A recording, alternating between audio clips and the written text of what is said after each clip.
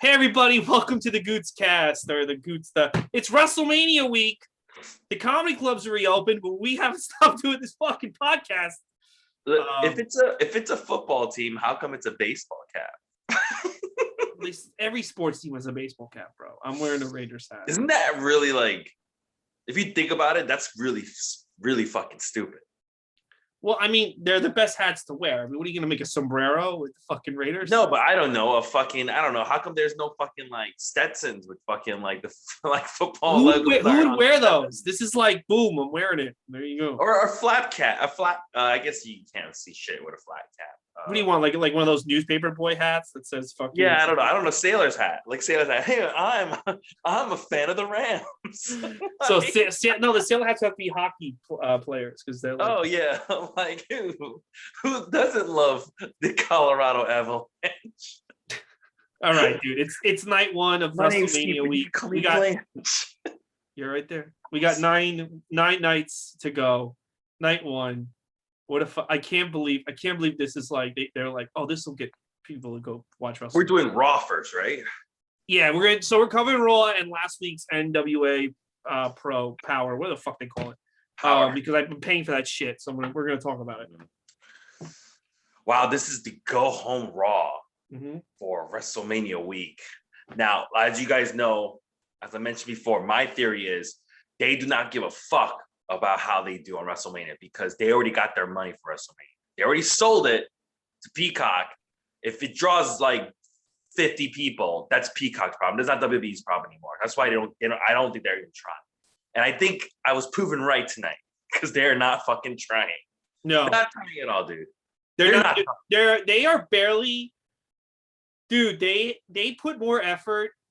I was like thinking about the Bobby Lashley Drew McIntyre feud when they did it in June in an empty building, and it was a better storyline when they had an empty building in June. When they were in the Performance Center and they were building Flash. That was a 20 times better storyline. Dude, they are not trying. I really don't think they're trying, and I think they have every right to not try. Because okay, how many people do they have to draw for WrestleMania? Like live, like the attendance? I don't know, but they didn't sell out. I know that. Oh, I feel like they don't. Number one, they don't have to sell out. I have a theory of they're gonna have a big. I have a theory that when we get to it, I think they have a way. They're gonna do something and try to get people to watch night two. But I'll tell you in a second what my theory is. Yeah, I don't think they need to. Like, they don't need to sell out because it's during a pandemic. They have that excuse, and I think if they had then WrestleMania card to be determined at WrestleMania, they would still sell tickets because there are people who they're going to stay in the Thunderdome until August 3rd.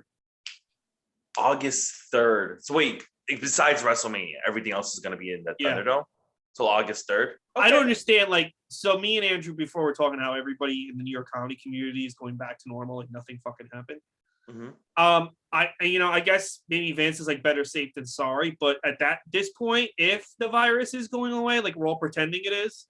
Like we all decide like it's not there anymore.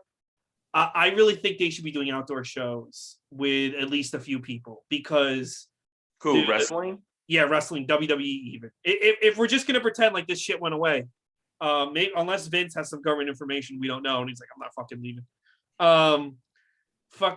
They should really. I mean, go to like I would prefer high school gyms to this Thunderdome shit. I really would. Like 20 people in a high school gym. I don't think he wants fans. You think he's like happier without the fans? Yeah, I think he's 100% happier without the fans because he doesn't have to. Because I think fans sometimes ruin his plans. Yeah, but they also like they'll cheer at things he doesn't want being cheered, and they'll boo at things he doesn't want being booed. When there's no fans, he can just like can it in. And dude, he does whatever he wants. 20 people to sit in a high school gym and cheer the way you want them to, because this is fucking brutal. Like, I'm telling you, I would rather they do the Grizzly Pair. They were set up a little ring in the Grizzly Pair and have Comedy Pete be the only audience member. Crying? Crying. Ooh, yeah. I would rather they do that than this shit because fucking this is brutal. This is there's only so many billion-dollar deals you can get until people be like, why the fuck are we giving this idiot $1 billion? Dude, there's a lot of idiots out there. And he could say, you would think that, but the Saudis gave me money, and fucking NBC gave me money, and Fox gave me money. That's already three fucking idiots. But the Saudis can't even get their return because they're owed 2 events a year and they didn't do one. That's different. They would okay if there was no pandemic, they would have been getting this money. I would prefer they just go to Saudi Arabia and perform in front of Saudi Arabians the rest of I'm actually okay with them being at the wherever they are right now. I'm used to it by now. I'm 100%. Dude, this show's so bad. I feel like the crowd makes people. I don't think it's the crowd that makes the show bad, right? Come on, we're gonna go over it. You can tell me if it's like, you know how I know it's not the crowd. We'll go over each segment and you gotta ask yourself, if a crowd was in this, would this fucking make the segment? No, but I feel like if there was no pandemic, the last year would have been 20 times better than the year we watched. Oh yeah, of course. But this is just where we're at right now. I know, but dude, we're over here in New York pretending the pandemic's over at all the comedy clubs. So why can't they go pretend in the rest of the country with the WWE? Oh, don't get me wrong. You are right. It just show would be better in front of crowds, like everything else. But I don't think he wants to be in front of crowds. Is what I'm trying to say. I don't think Junior wants to be in front of crowds. I think he's fucking fine. Also, Trump called him and said, gave him some real info that we don't have. He's like, hey, the virus is going to mutate in a month, and then got any money? Can I borrow some money? All right, so the show starts off with Drew McIntyre. He comes out, talks about the sacrifices he made, talks about how his mother had chemo. She was going through cancer, and instead of going to be by her side, he stayed in America because he was following his dreams. Is his mother still alive? No, she's dead, I think. Oh. Well, I don't feel bad for the mom. No, I was wondering if I'm wondering if he, like, in real life, wonder if he regrets it or not. Probably regret it when he got fired. Now he doesn't. He's like, oh, okay. I bet you now he doesn't. I bet you he regretted it when, like, he got the call, you're fired. He's like, damn, I missed my mom dying for this shit. Like, yeah, that's like when he was jobbing to Hornswoggle, he's probably like, God damn it. I can't believe I'm fucking doing this. My mom's sick and she could use. By the way, when my mom was dying, they tried to convince me to go in as the manager and see like the worst fucking show. They tried to convince me and like, oh, if they call you that your mom died, you can leave. And I'm like, no, because I'm gonna murder you if I miss my mom dying to see this horrible fucking comedy show. For someone who had a parent was going through chemo just last year, I will say I would have sacrificed anything to make sure I was there for him, because especially since my father passed away right afterwards, it's like at least I was there for him during the chemo. That's just how I feel, and I'm just curious. But hey, I'm not judging him, but like if I was at fucking Caroline's seating the Maj Jobrani show, my mom fucking croaked, I would have been livid. I would have like fucking blown up every comedy club in the fucking. But I guess we all have different relationships with our parents. Anyway, Drew's talking about sacrifice. I was like, you know, my mom had chemo. I didn't fucking care because I want to wrestle. And they gave me comes out. There's this new cool new gimmick, 3MB. I gotta fucking be there for it. Yeah. Bobby Lashley comes out, saves the fucking segment. He cuts a pretty decent promo. He makes some good points. He was like, you've been like, it took you 17 years to get here. Man, it took me 16. He's like, you're a good champion. You were a good champion, bro. But, you know, your time's done. It's my time now. He's like, it's my time now. And he's going off about that. Drew McIntyre is doing this thing where he's trying to be funny, but he's trying to be serious at the same time. You guys know what I'm talking about. The whole John Cena thing. He's like, hey, yeah, you know what? I should be an Uber driver. I should be an Amazon driver. Or how about this? How about I kick your ass? It's like, where do you go from like, I should be this, I should be that, I'm going to kick your ass. It's stupid. Andrew Lee's hulking up. He's taking off his clothes. It's stupid, yeah. And then, what's his name? Baron Corbin. No matter how stupid I thought Drew McIntyre's promo was, it wasn't as stupid as Baron Corbin's promo. He comes out and he's just like, I agree with MVP. Mm-hmm. I'm going to take you out. I'm going to beat your punk ass, Drew. It was like, that's exactly how he delivered it. Yeah. It was It was fucking stupid, dude. I hated this whole fucking. I hate it. Dude, I'm so tired of them reminding us that Drew got fired and then he did this. Like, dude, can you imagine if every time Steve Austin walked out, he was like, and then they fired me in WCW, and then I didn't have a job. And like you just keep reminding, like, like, dude, all you do is say it once. You have to say it every fucking time you walk out. And what? I got fired from WCW. What? I think Vince, they wanted me to be a jobber. What? I think Vince thinks it's impressive that like he stopped believing in Drew and then Drew came back. But it's like, I don't know. I don't want to keep hearing about it. No, I don't want to keep hearing about it either. I really don't. I would love to hear him just like say something about kicking his ass, not about this Uber driver shit. But it was stupid. And then we get even stupider because Matt Riddle is with New Day and they start talking and they're making these pot references. But it's really bad because like the thing with WWE, when they do these subtle things, it's never good because after they do the subtle thing, they have to beat your head over it that they did this subtle thing. Mm-hmm. Like, because they're talking about these tag team matches and he's like got to face Retribution or whatever the fuck it is. And I think Matt Riddle was saying Sheamus like is smelly, but I gotta face Mustafa Ali who's sticky. And since he's sticky, I gotta break him apart and grind him up. Get it, guys? Pot, ooh. And then he walks away. And then after that, they could have just left it at that. It would have been fine. But New Day's like, am I high? I need some cookies. I'm like, what the fuck are you guys doing? You're like fucking stupid. Just leave it the way it was. Why did you guys have to like keep adding these little extra tags that are not funny at all? It was stupid. This was stupid. It was bad. Matt Riddle's segments are fucking horrible. I told you before, I'm so tired of the New Day. Yes. I know the internet, we have to pretend that we want them together forever, but they're so fucking stale. And I think a gimmick change would do wonders for them, but whatever. I mean, this sucked. I think children want them to be together, right? Children. Because kids would probably like New Day. Children, they're getting old, children. I mean, if you were 5 when they got together, you're 10, 11, 12, I don't know, you're in college, I don't know. These guys have been together way too long. Just fucking. Have they really been together for 10 years? No. They've been together since 2015 or maybe 2014. No, there's no way they've been together. So about like, okay, we'll say at least 5 years, at least minimum 5 years, right? Yeah. Maybe at the end of 2014 they got together. Yeah. So if they've been together minimum 5 years, and if you're a 10-year-old watching wrestling, 6 years, definitely 6 years. Okay, then you're probably 15, 16 years old right now.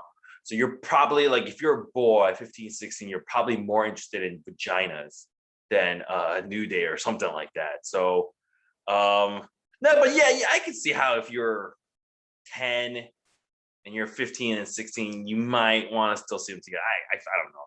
I can't relate to kids anymore. Well, I don't want to sit together. By the way, the WWE, this is another thing where we've now pretended. Dude, I know you're saying like, I hate to like be political right now. I know you're saying like, I think things are going to go away, but everyone's being way too lax. Well, like WWE wrestlers don't have to quarantine this week. They can go wherever they want. Oh, so you mean they could just keep doing what they've been doing? Yes, they can keep doing without judging them. Oh, so nothing has changed. Okay. Nothing has changed. All right. Nothing has changed for them, you know? I don't think they were keeping to themselves. No, I know. My point. Like, can you at least like now that you're going to be in front of like strangers, can you at least fucking make appearances? I don't know. They gotta make appearances. That's why this week they're allowed to go if they want. No, they're still doing virtual meet and greets. Oh, okay, that's good. Good for them. They probably all got the vaccine because they're doing throughout this whole show. Austin Creed got it. I know that. Xavier Woods got it. He got it, right? Yeah. Speaking of Xavier Woods, he's in the Dude, first. I guarantee you though, there's a bunch of them that don't believe in the vaccine. They're not getting it. Yeah, that's probably true. Nia Jax put out, I think she doesn't believe in the vaccine. She's not getting it. She's like, I'm healthy. I was like, okay, keep telling yourself. Yeah, She looks healthy. She looks like she's the healthiest person. She's the healthiest wrestler. She is. She's very healthy. healthy. You can tell she's very healthy. Yeah. AJ Styles versus Xavier was the first match. This match is stupid as fuck. This match is happening. Almost is standing out, just standing.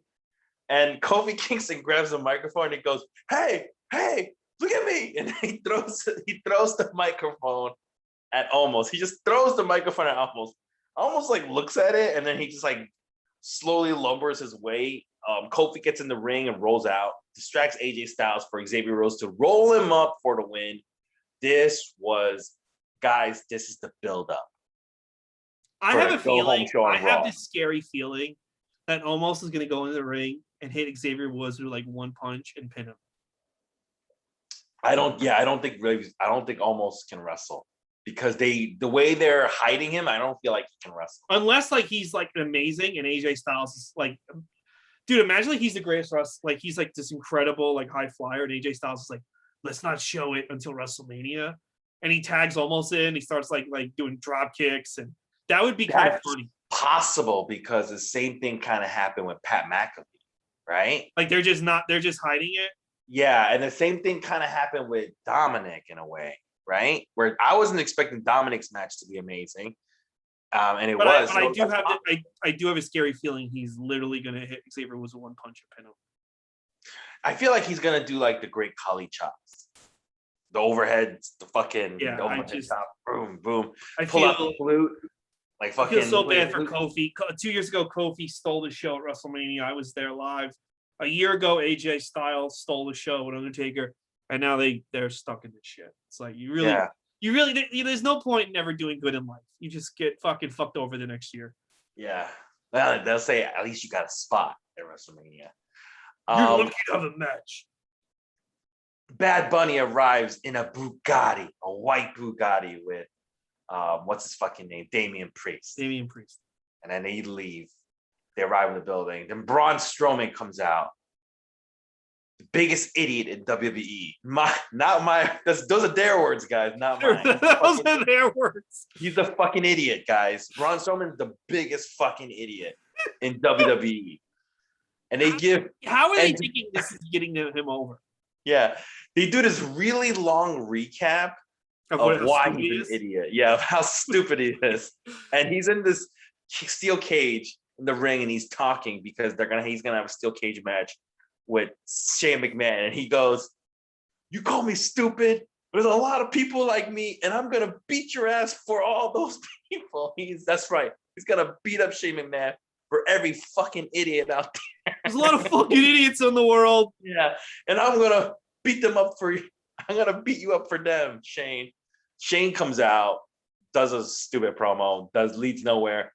But it's going to lead to match number 2, Braun Strowman versus Elias and Jackson Riker, 2-on-1 match. Braun Strowman hits the power slams on both of them for a squash victory. Remember when you just talk about how Kofi was over and AJ Styles. Remember when Elias was really I couldn't believe that this match was a real thing. I am not saying that like fucking Elias should be like the champion, but dude, how do you have him lose a 2-on-1 match like this? Like, dude, like just rehire Steven Cutler if you're gonna fucking do this shit and have him and Jackson Riker lose this match. Yeah, dude, it's like Elias was over. He was over even 6 months ago. You're just. Do you remember when he did that segment with Kevin Owens where he got booed for like 6 minutes straight? Yeah. And remember when at WrestleMania weekend in New Orleans where he gave that fucking impromptu concert? You know? I remember WrestleMania 35, him and Cena. Then the next night, him and Undertaker.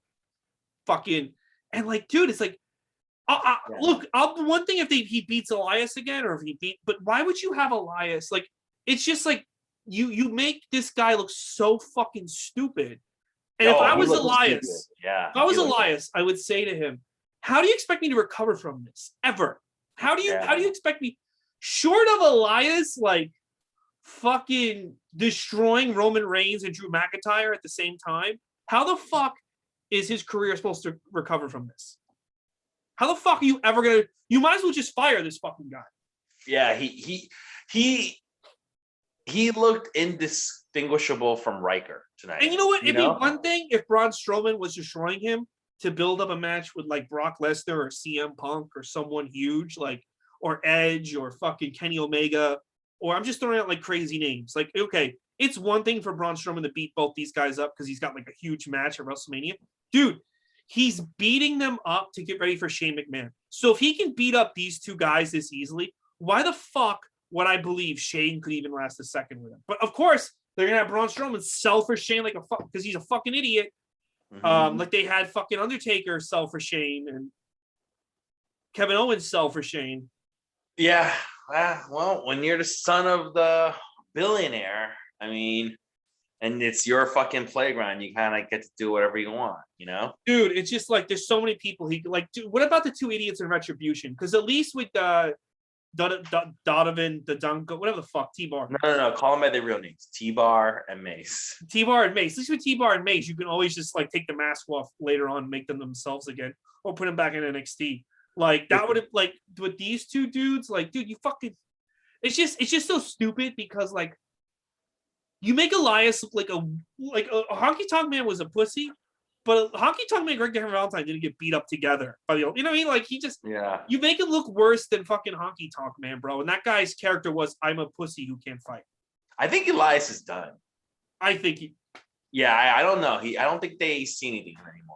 I don't know why, but it is. Yeah, I don't know why either. But I think maybe he might have pissed somebody off. I don't know what he did, but he ain't got it. He did his job, and they weren't having. Yeah, he did his job. Yeah. Well, is there something wrong? Yeah, there's something wrong. What's wrong? What did I do? He showed up to work. Fucking job, you fucker. He showed up to work, and he did what we told him to do. So fucking kill him. All right, so Miz and Morrison, they got some paint cans. It's red paint, and they decide to paint the white Bugatti. They paint all over it. They come back from commercial break. Bugs Bunny finds out about it, and he's just like, "Oh, I'm fucking mad." He's mad. He's looking at his Bugatti, and he's mad. And as he's mad, Miz and Morrison beat him up from behind. No fucking Damian Priest. They run away. Damian Priest comes up out of nowhere. He's like, "Hey, are you okay?" Hey, he goes like an idiot. He goes, "Was it Miz and Morrison again?"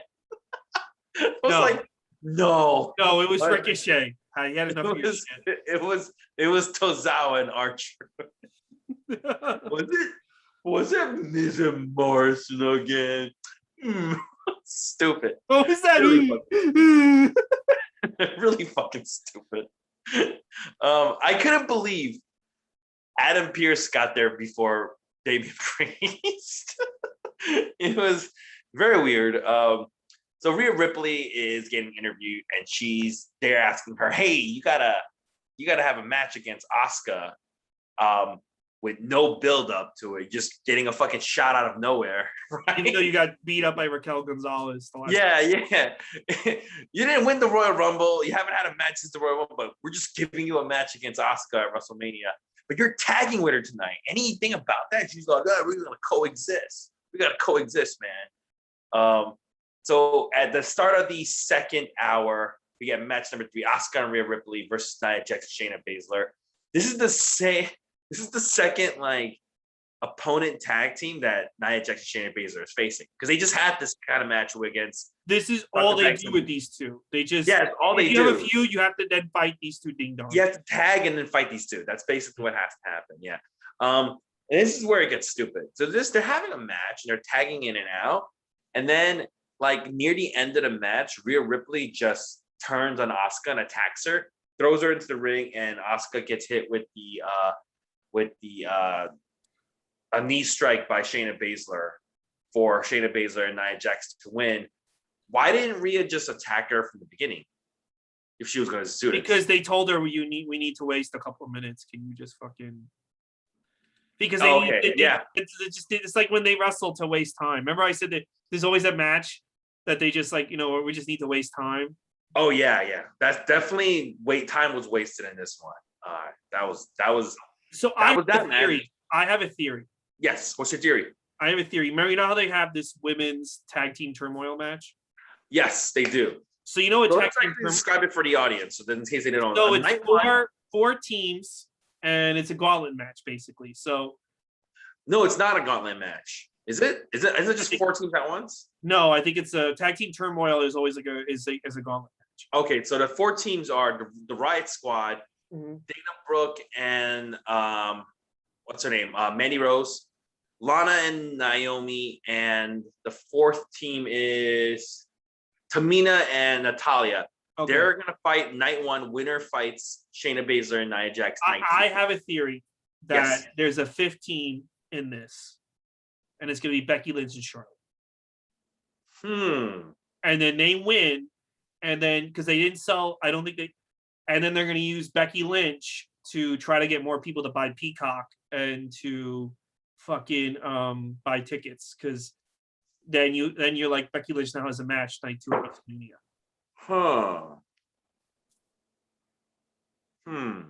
That's a very far-fetched theory. Well, I think they're gonna have Becky Lynch show up at WrestleMania. That's possible. I don't know if she's ready, but that's possible. I mean, Brady Rose is literally gonna pop out that kid and show up on AEW the next day, according to her. So yeah, but Brady Rose is probably gonna be an awesome team up. But you know what? Like, if theoretically, once you have a kid, like this is the amount of time. Like, if they said to her, "Hey, listen, it's supposed to be originally April 2nd or whatever it was, like last week. Can you be ready?" And she knows that's when I have to be ready. You know, for her surprise return, she could be training. You know what I mean? But wait, Becky already had her kid, right? Yeah, December, like mid-December. Had it in December. So how old is the kid now? 4 months old already? Yeah. So you can abandon it now. It's fine. Yeah, like Brandy Rhodes, just fucking abandon. Yeah. 4 months. Practically. You tell me he doesn't have a job yet. If I'm gonna get a job, but so that's my first theory with Becky Lynch. My other theory is because they want a big wrestler to walk out to start WrestleMania night 1. Because I think my other theory is Bayley's gonna walk out night 1 and demand a match, and Becky Lynch will come out, and it'll be the first match at WrestleMania. It'll be Becky Lynch versus Bayley. And then Becky Lynch could defeat Bayley and then leave again until it's better. Or I do think we're going to see Becky Lynch at WrestleMania. She's going to be the big surprise and the big, like, you should have ordered this. You missed her return. I would be okay with her showing up. Yeah. Because I think she's the only person on the roster they had that's like Rock Stone Cold level. And you want a surprise. By the way, speaking of surprises, I don't know if you heard this, but apparently TNT has told Tony Khan no surprises on Dynamite. Yes, I saw that. They don't, because they want to be able to promote it so they get more viewers. I think that's the dumbest fucking thing in the world. Yeah, but that's not Tony Khan's decision. No, but I'm saying what I would say if I was Tony Khan, I would say, listen, surprises are how you get viewers. If Eric Bischoff and look, that fucking Sting show, that got people talking, and it's not Sting's fault it is his fault that they fucking bungled the storyline. People were fucking buzzing. People that weren't even like not AEW marks were buzzing about that episode. And I think like surprises are what's going to keep that show going. Isn't TNT? Not TNT actually. It was AOL that sold WCW for like $5 million. Yeah. When they're not really the smartest people. No, well, it's different people now. But like, I get promoting, but like, dude, like surprises are so fucking key. Hopefully Meltzer got that wrong, because dude, with those surprises, who gives a fuck about that show? Well, didn't they sign AEW for 4 years? They did. So maybe they're not the smartest people. Right? Like, I would. You know what? That makes sense now. Why Impact has not like attacked them, because if they have to announce Impact could attack us next week. Yeah, that's true. That's probably what happened. They were like, "Hey, do you guys have any surprises?" "Oh yeah, we were gonna have Rich Swann come." Whoa! No, we gotta put that up. We gotta promote it. Rich Swann's coming to beat the shit out. They'll probably be like, "Dude, why do we have a reporter?" He's like, "Didn't you watch WWE when Retribution was attacking? They fucking promoted. They announced it. They're like, hey, Retribution's coming." Yeah. You know, they know they're wrestling. Okay, that's your theory on Becky Lynch showing up. You know what my theory is? What? That they already made their money and they do not give a fuck. So they're not. This is just gonna be a 4-way. But dude, they want money. Dude, the best time for Becky Lynch to walk out is WrestleMania. I mean, they're still paying her money. Might as well get your money's worth out of her. How are they going to get their money's worth out of her? By having her walk out at WrestleMania, and you'd be like, "Oh, that was such a cool moment. I'm glad I got Peacock." But what would that do? it makes people happy. It would. What would you're paying? Dude, you're paying this fucking idiot. Dude, he's not in the business of making us happy. But dude, you're paying this woman. She's sitting at home for a year. You can have her walk out at WrestleMania and have like all the fans. Oh, I'm so glad I got Peacock. What would you rather do? Pay her to just keep sitting at home to watch 60 Minutes, or have her walk out in front of the people? I think if she's sitting at home, he's probably gonna do the thing because it does it with everybody. Where like when your contract comes up, they go, well, technically you didn't wrestle during. I know, but she's like a moneymaker. Contract's extended, right? They can, but she's a. If but she let me finish. Oh, you're right. She's gonna get a huge pop when she comes out. People are gonna fucking want to buy all this stuff. I think they're waiting for when this is like really fully over, where they could really get more like pack out whatever stadiums they can. Right now, they're not even allowed to sell. They're only allowed to sell a certain amount of tickets, and I'm pretty sure they could hit that mark. No, they didn't. I heard they didn't. Oh well, I feel like they go buy tickets. You can buy a lot of go buy tickets. You'll see. I mean, don't buy tickets because you can't go. But. Yeah, I think if they like, I think they want to save her for when they can sell a lot of tickets. I think if she walks out here and just has let's say that. I think if she just waves to the crowd, if she walks out here and she has like a new T-shirt, and then they can sell the T-shirt on the website, I think, and then you don't have to have her on the show. You can have her come back on the crowd, but I think you should have her just to sell T-shirts and like figures and shit, like possibly, yeah. I don't think he cares if we're happy. I really don't. I get that, but he can make money off her. He can make more money off her walking out at WrestleMania, even if she just fingers herself and leaves. Mm-hmm. Then he can make a lot of money. Yeah. No, he can definitely make a lot of money. If she's just sitting on her fucking ass. I think he's saving it for when he can make the most. I think you can do both with it, because if they're not going to be in front of a crowd by August, the earliest, people are going to be missing her again. Yeah, I have a feeling they might be in front of, like, hey, in August, you could fill it up as much as you can. I mean, that's just what you want. I feel like that's a possibility. That's a possibility, and then, but you can have her come back twice. I mean, Yeah, it's true. But we'll see. We'll see what happens with that. I would end up being Dana Brooke wins the fucking thing and then loses night too. Yeah, that's probably what's gonna happen. That's probably what's gonna happen. Yeah, it's gonna be something stupid as fuck. You know what? You're right though. Bayley is surprisingly absent in all this WrestleMania, so I wonder they've got to have a plan. Well, I mean, if Becky Lynch just fucking knocks her out, I mean, that would be a good way to kick it off, and just to have Becky Lynch debut a new shirt, and you could sell. I'm not saying it's a bad idea. I'm just saying I think it'll be a fun idea. I just don't know how realistic that would be. Well, I think she's just sitting at home. She's not injured. She just popped out a kid. So fucking dude, if she can walk out and punch somebody in the face, then leave. She doesn't have to fucking wrestle Jay White for 60 minutes. Although they could do that. There's a lot of things WWE could do. There's a lot of people sitting on their ass that not being used. They just don't fucking use them. They wanted John Cena, and he can't because of Peacemaker. And Undertaker was I don't know if they wanted Undertaker, but yeah. Becky Lynch to me is a bigger star than John Cena right now in WWE. I'm not talking about the world. Oh yeah, in WWE. So yeah, I just don't think I think he made his money. He's good. So speaking of money, there was a money stable in Raw that's no longer exists. And MVP was the guy in charge of it. And he's standing there, and all of a sudden Cedric Alexander and Shelton Benjamin confront him because they're mad because I kicked out of this money stable that was the Hurt Business. And Cedric Alexander has an opportunity to cut a good promo, and he fucking stumbles over his words. He's like, "You parasite, you has been." And Shelton cracks a smile because you could tell he was about to laugh. He's trying not to laugh. It was fucking bad. Shelton, you had your opportunity. You fucking blew it. You are no Lindsay Dorado, my friend. And no, well, apparently Lindsay Dorado's not Lindsay Dorado. Remember we thought they had plans for him? Oh yeah, no anymore. No, they're not. I haven't seen them. They have plans for no one. Your plan is you're lucky to show up to work. Yeah. The fucking reporter comes out of nowhere and she's like, "Oh, MVP, what was that about?" And he's like, "It's nothing. Don't worry." And then we come back from commercial break, and Nia Jax and Shayna Baszler and the Somalian is walking. The same the Somalian. Oh, I'm sorry, the Somalier. And the reporter comes out and she asks this long question. And I think Nia Jax had the line at night. She goes, "Do you want a glass? Do you want a sip of water?" That was for the longest question I've ever heard. And I was like, yes, that was a very long question. And they're asking about the tag team turmoil match, and all the fucking tag team jobbers come out, and they're all like, "I'm gonna win, I'm gonna win." And Billy Kay comes out. This was stupid. This is the build to WrestleMania, guys. This was the build to WrestleMania. Yeah, this was pretty bad. Yeah. I wouldn't be surprised if it's Billy Kay and Bayley as a tag team. No, they're saying it's gonna be Billy Kay and Carmella. There was a graphic out that had them.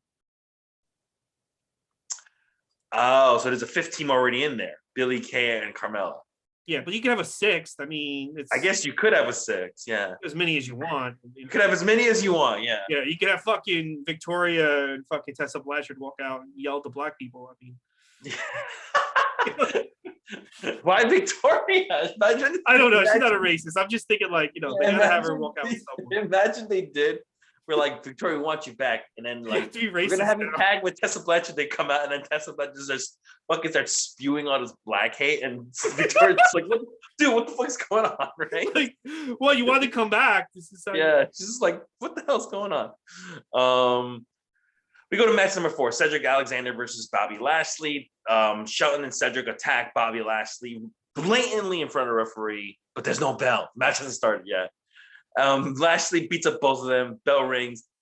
He has a fairly entertaining match with Cedric. It's not like 100% squash. Cedric's getting some offenses, but at the end, Lashley puts on the Hurt Lock for the win. Afterwards, Shelton Benjamin tries to attack. He beats up both of them. I thought they did a good job making. This was actually a good match. Not a good match, but I was surprised at how well they made our Cedric look. Are you still there? Yes. Okay. Yes, I heard you. Yes. Yeah, I agree. They made Cedric it wasn't a complete squash. No, I really thought like they were just gonna have Bobby Lashley just destroy him, like they kind of did with Shelton, but they let him get a lot of stuff in, which either means that Bobby Lashley fought for that, or they see something in Cedric Alexander. I'm gonna say Bobby Lashley fought for that, and they're gonna. I don't think. Or they had some time to kill. They were like, "You go ahead, hit your dive and hit your neuralizer." It was just it's because Bobby Lashley's supposed to be his unstoppable champion. It was just funny he was selling so much for this guy. Yeah. But ultimately, then he beats the shit out of both of them. At the start of the third hour, we get Damian Priest and Bad Bunny come out to the ring, all mad, and Damian Priest goes, "Oh, it's always 2-on-1. How about this? Now we make it a tag match at WrestleMania. So me and Bad Bunny versus Miz and Morrison." Then he gives the microphone to Bad Bunny. Bad Bunny tries his best to speak in English. Talks about how he's always been a fan of WWE. He respects everybody. He respects this, respects that. It's all about respect. Keeps talking about respect some more. And then he starts speaking in Spanish. Yeah, a lot of respect. And then he gives up on the English. Just starts speaking in Spanish, goes all over the place, and then he goes, "You respect me," right? And I respect you. Yeah. And then Miz and Morrison on the Tron, and they're like, "Oh yeah, 5 weeks at your tag team match," and that's it. That's the whole segment. It was a very long segment. That was very long. I will say this. I think they should. You know what he said? He respects you. That's what he. No, in Spanish. No, but he should have cut the whole promo in Spanish. And then Dante, I was going to say Dante Nero. Yeah, Dante Nero comes out. He's the new manager. And Damian Priest says, "And that means we're going to beat you up, Miz and Morrison," because he sounded so much more confident in Spanish. He sounded like really confident. No, they should have let Bad Bunny speak in Spanish the whole time, because he just that's his native language, and he's just more comfortable with, like you said. And then just have Damian Priest be like, "Yeah, he said." Yeah. I'm just curious of actually what he said. I actually would like to know what he said. He respects. I think the gist of it was he grew up loving WWE, and he respects WWE, and he even respected and loved the Miz as a fan. But Miz has disrespected him, and he's a man, and he's going to prove it at WrestleMania. Can you understand Spanish? No, but I think that was the gist of what. Oh, you just made fucking ass. You just made it up. That was the gist of what he was trying to say. That's what he wanted. That's what they. wanted him to say. I guarantee you they gave him a script like fucking idiots. They're like, "Hey, could you say all this?" Yeah. Like I guarantee you, like some fucking 20-year-old, "Here, Bad Bunny, read this." And Bad Bunny's sitting there like, "I respect you. I respect Miz. I respect." I will say this. I do think he really respects wrestling.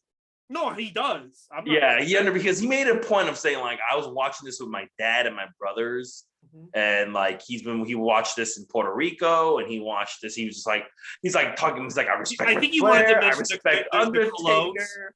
Do you hear him say the wrestlers from my country? And it's like, did you say the Colognes or something? Yeah, he was like, I respect the Ric Flairs. I respect. He wants people to know that he respects wrestling. Yeah, and I was like, yeah, I get it, man. I get it. Yeah. And I'm glad he respects them. Yeah, because I think he knows, like a part of him knows, like some people will find what he's doing disrespectful to wrestling.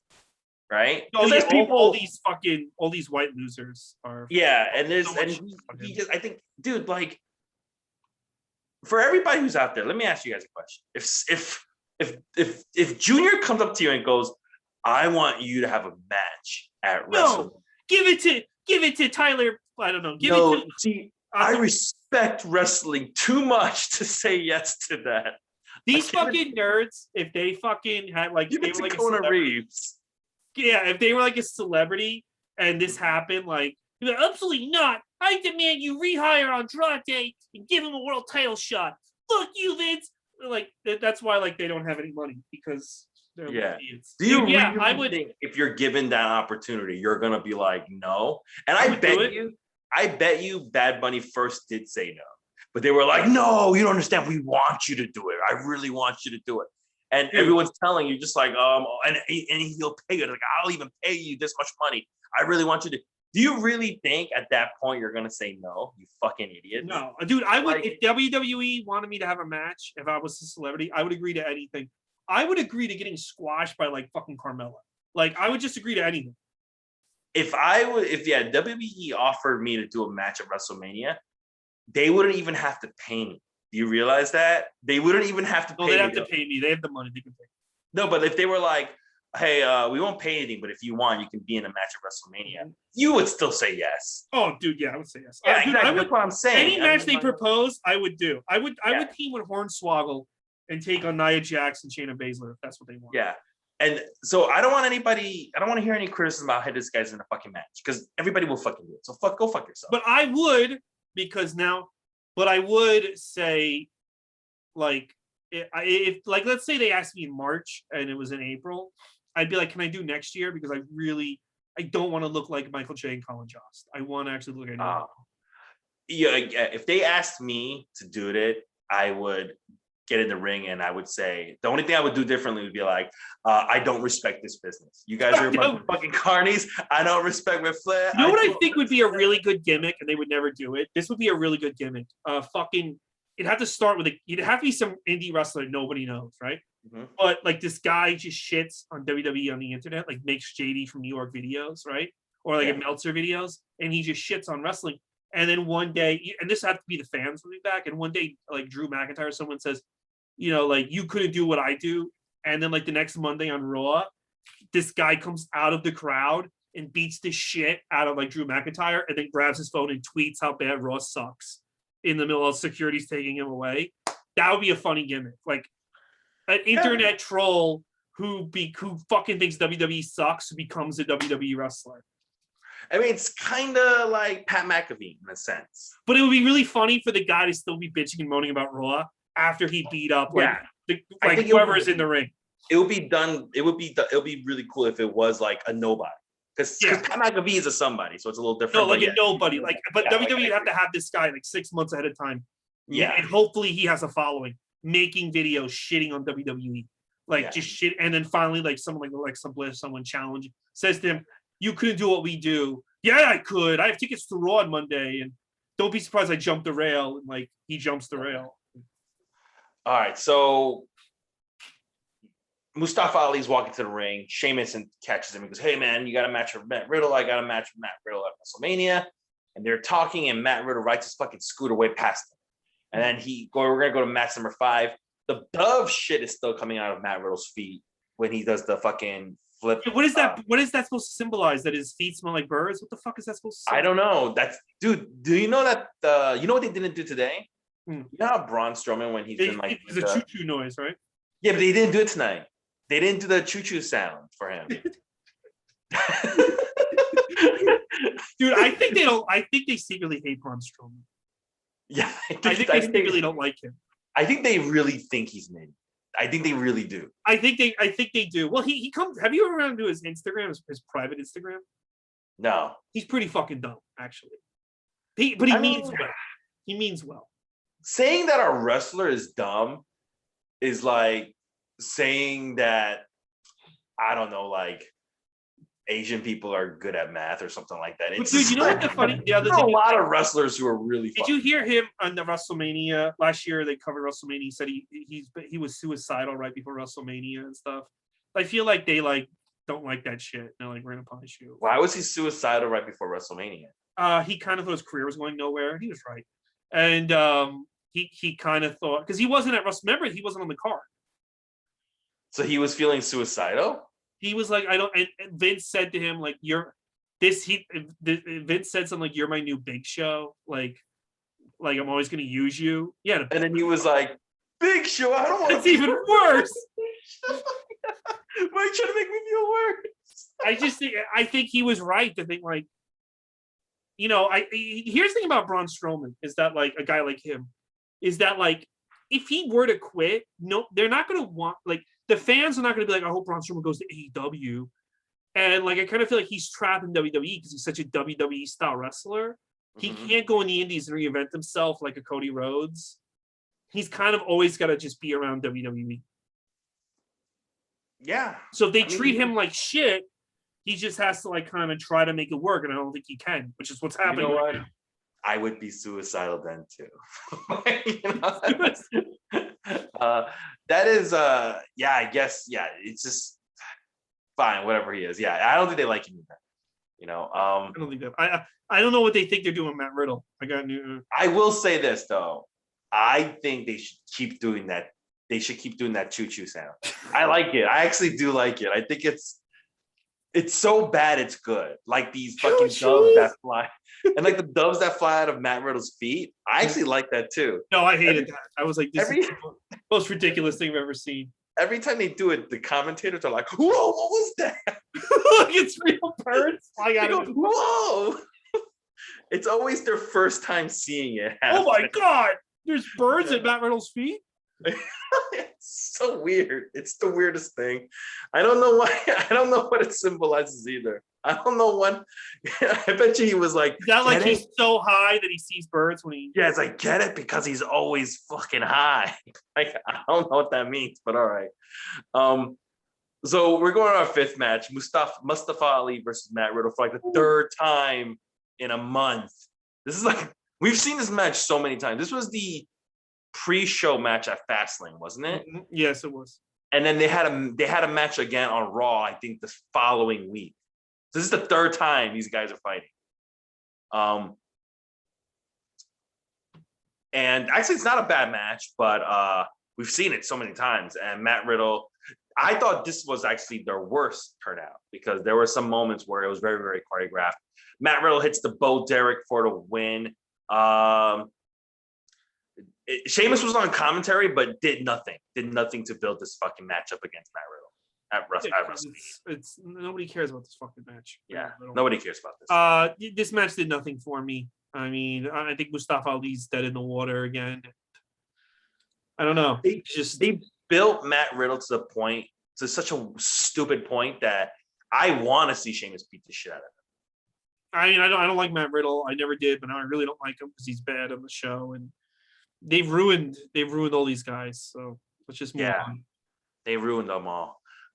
Drew McIntyre cuts a promo about I can't even tell you what. I can't even tell you what. Yeah, I don't know what it was about. I thought he was fired and his mom. Yeah, we go to match number 6. It's Drew McIntyre versus Corbin.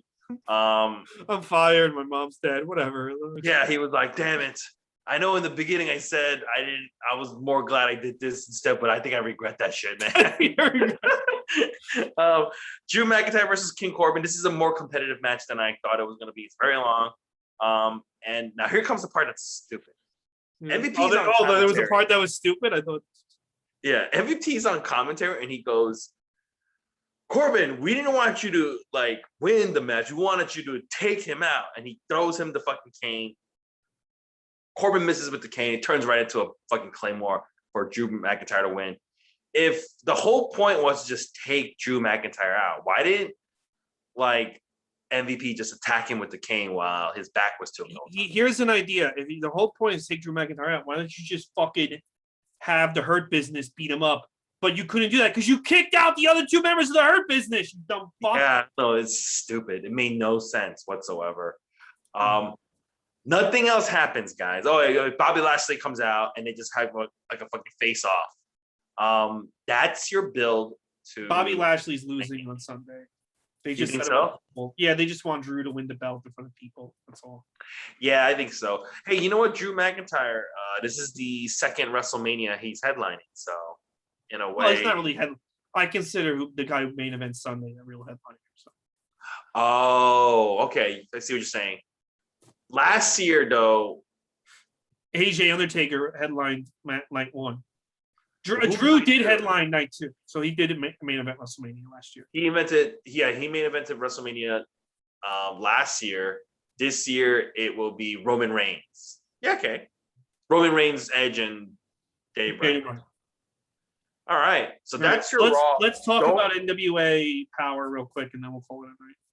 Yeah, all right. NWA from last week. This is episode number 23. Stars out with Kyle Davis. He's interviewing Nick Aldis, who is a much better talker than anybody except for MVP on Raw.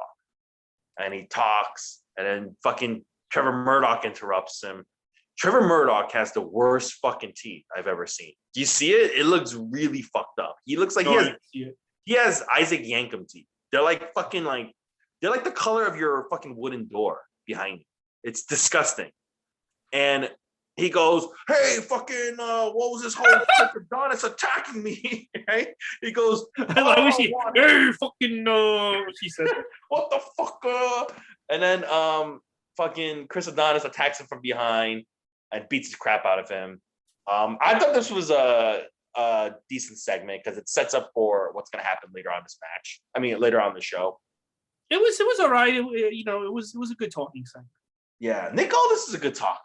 You know, he really is. He kind of feels like a fucking dollar store version of Harley Race Ric Flair, but he's all right. Yes, but I think that he fits the show. That's what this. Yeah, well, the show's a dollar store version of the NWA. Yes, exactly. Yeah. May Valentine is interviewing Aaron Stevens and Kratos, who are the tag team. Aaron Stevens, what do you think about the match tonight? Yeah, yeah, that's you can't make fun of my accent because you can't. Everyone's always no. Yeah, that just means I speak more languages. I speak 90 languages. That's why I can barely speak in any of them. So. This is May Valentine, guys. So Aaron Stevens, you got a match in the ring. What do you think you're gonna do? She's interviewing these guys, and then fucking Sal comes out of nowhere and he goes, hey, can I get a title shot? And they're like, sure. And then he gets a title shot next week. They don't announce who his partner is. Sal Rinauro. Are you familiar with Sal Rinauro? No. Maybe I was, and I don't know. Was he on? He wrestled in Ring of Honor. He's like a guy who's like never made it. But now he in this role where he's just like this kind of like creepy like dude, right? I actually like it. He's kind of like a creepy weirdo dude, you know? His hair's unkempt. He's just like a sleazy, creepy dude, you know? We're fans of creepy weirdos. So. Yeah, and he's pretending to be like a nice guy. That's every creepy weirdo in comedy. I'm actually nice guy. Yeah. But that's why I think it's funny because the whole thing with him was like he's like, May, I'm your best friend, May. I just want to be friends with you. And her boyfriend was like, do you not fucking see what this guy is trying to do? Like, he was the only one. He was like losing his mind. He was like, stay away from my girlfriend. And she's like, why are you being like that? And he's still in this character where he just kind of shows up wherever she is. You know, he just keeps showing up. and he's like super sleazy. I actually do like his character. It's weird. We go to match number 1, Jeremiah Plunkett versus Slice Boogie. And I will tell you this, if you did not know any of these guys, if you just saw them standing in the ring, you would not be able to tell who the jobber was. So it's like, which one? They both have terrible looking gear. Slice Boogie is a poor man's Eddie Kingston. Slice Boogie is the dumbest fucking name. It just screams, I'm in the Indies. I don't know why he doesn't change it. No, you're right. It does scream, I'm in the Indies. It's a shitty name. He's got really bad gear. He doesn't look like he looks like he has good upper body strength, but he just like everything else about him. Dude, the presentation. You know what he looks like a Slice Boogie. Yeah, he does. He hits a Got style pile driver, which he called the dead ass driver for the win. It was a good showing by Slice. I can see they want to. This is the second win he's had now. They wanted to build this guy up, but if I was Billy Corgan, I'd be like, dude, we got to get you some new fucking tights. Like, this is not fucking working. Yeah, change your name too. What would you change his name to if you had to change his name? Slice, just Slice. Chopped cheese. Yeah, chopped cheese. Ramen noodle moonsault. Ramen noodle moonsault guy. Yeah, I don't know, dude. Ramen noodle moonsault. Just Slice Boogie is just. It just sounds like I'm going. It sounds like it's fucking Spanish from going nowhere. Slice Boogie. Yeah. Bad Bunny's like, I don't respect Slice Boogie. I don't respect you, Slice. I don't know why I sound like that girl. Hey, Bad Bunny, you have a match. What do you think about? What do you respect? I heard you respect people. You respect me? No, I don't respect. You know who used to say respect a lot? Remember Kenta when he was in WWE? Respect me. I don't remember that. Okay. Everything he was shouting. I wasn't watching NXT back then. Respect me. That's all I kept saying. Oh my God.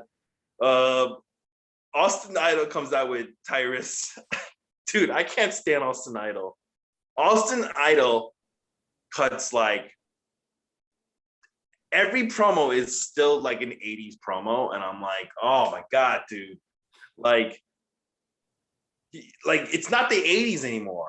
Like he does that fucking promo style where he just like rambles, you know, like the way fucking what everybody used to do back then. Like what's it? Billy Graham used to do it, where he was like, "I'm the man of the hour, man with the power, man with the, like." He's just like, this guy's the talk of the land. This guy is the man of the hour. This guy is this guy. Like, dude, like it's so fucking cheesy. I can't stand it. Match number 2, Tyrus versus Matthew Mims. He hits a fucking choke slam, which Austin Idol is calling "nuff said" for the win. I could do without either of these guys on the show. Tyrus is just it's just not a good look. You know what I realized? He probably has a job because him and Corgan are right wing, so they're like probably like, look out for me, bro. We both like. I can see that. You know what it is too? It's like before the pandemic, these guys, Tyrus wasn't there, Slice Boogie wasn't there. Austin Idol was only doing these like infomercials for his wrestling school. That's all he was doing, right? And they lost a lot of talent. And they did replenish their roster with new talent, but this new talent is just not cutting it. Yeah. You know, it's just not cutting it, dude. You know, it's just not at all. Yeah, not at all. Yeah. You get Pope, who is, I don't even know what fucking title he's holding. The television title? What the fuck is he holding? National title? Television title. Television title. Fred Rosser, formerly Darren Young, is the challenger. They start doing this fucking back and forth promo segment. It is fucking, I couldn't even tell you what it's about. There's no point to it. There was nothing to take away from that. It was bad. Pope's another one who's doing like an 80s style promo. I'm like, dude, why are you doing an 80s style promo? Like, why are you doing this? Mm-hmm. You know, it doesn't fit your gimmick. It just doesn't, you know?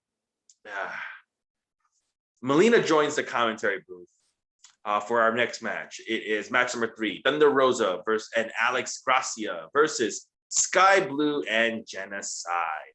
Alex Gracia and Genocide has been on Dark many times. This is my first time seeing Sky Blue. I will say this: Thunder Rosa, she has stepped up her fucking lockup game. She's got a good lockup now, a really good fucking lockup. Anyways, this match is good. This is probably the best match until fucking Camille comes in and fucking spears Thunder Rosa. I don't know why.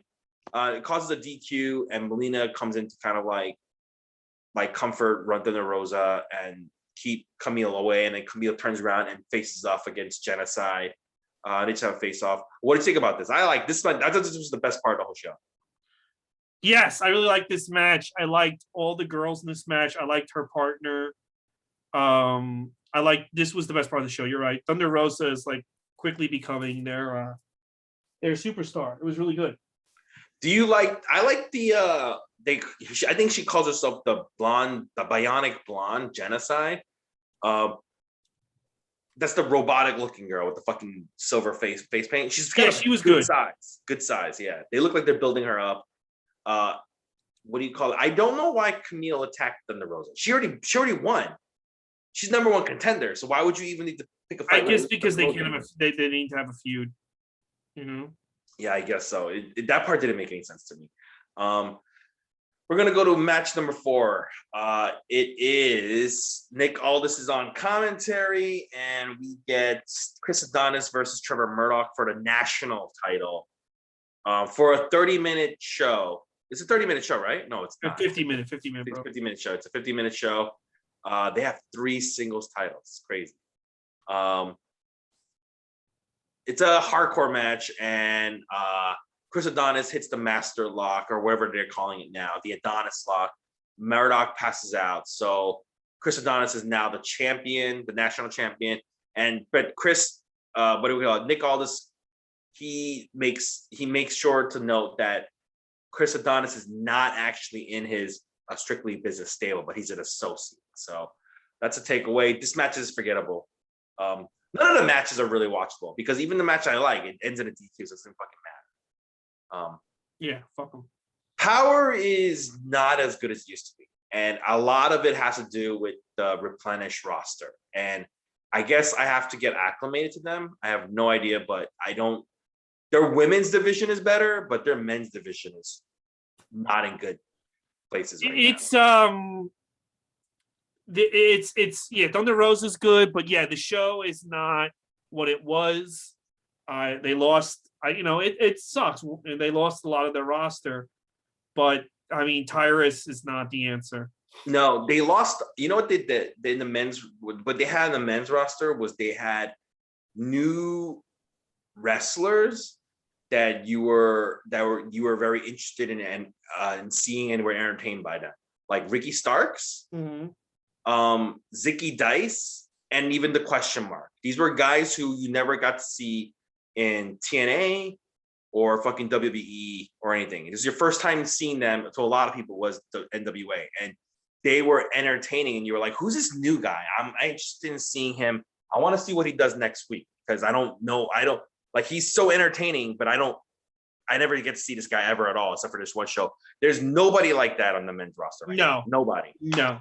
Yeah, no. They're all. The only person to me is like I only get to see her on this show and nowhere else is Camille. Yeah, Camille's the only one, and that's why the women's division is doing actually pretty good because they got all these new faces like Genocide and fucking Alex Gracia, but everyone on the men's side is all a fucking reject. Yeah, from even Nick Aldis, who I know you love him, you want to have his baby. Yeah, no, he's a reject too. I guess the only one I could think of that's really new that they're really pushing was like Slice Boogie, but fucking he is not doing it, man. He is not. Yeah, he's a Slice Boogie, bro. Yeah, respect to the Slice Boogie. Yeah, guys, that's it. That's it. Tomorrow night, maybe NWA Power again. If not, but Andrew needs time to get to it. But if not, but definitely the Hall of Fame. We're going to be reviewing that. That'll be fun to talk about. Shit on. Yes, it would be. All right, that's that. See you tomorrow night for night 2 of WrestleMania week with Andrew Lee, bro.